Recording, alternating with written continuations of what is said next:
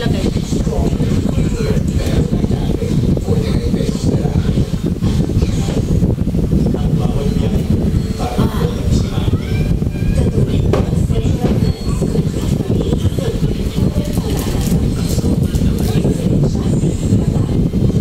Bukas dito ka lang.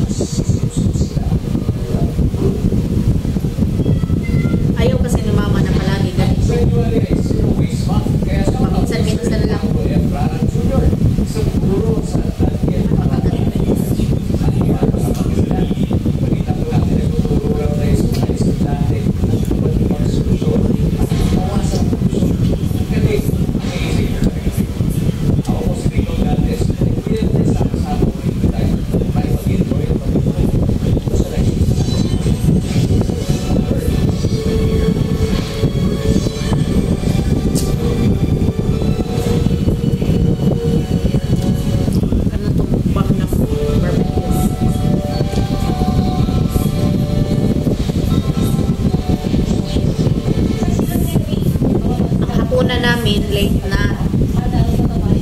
na yung hapunan namin kasi kanina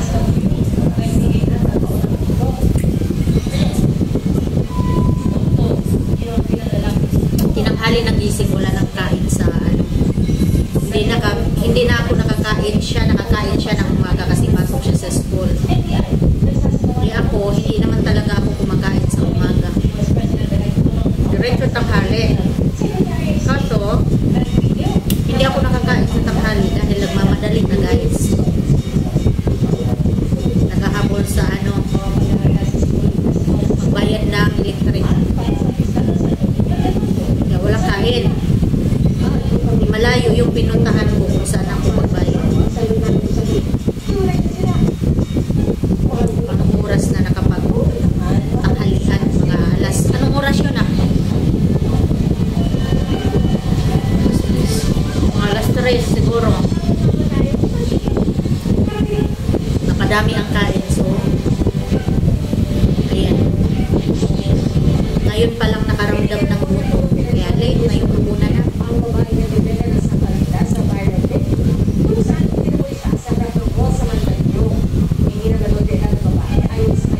Late na yung hapunan.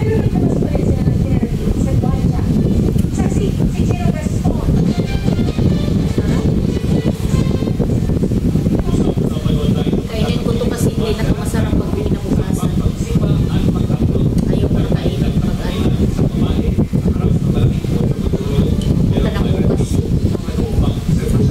Nalulunod ako.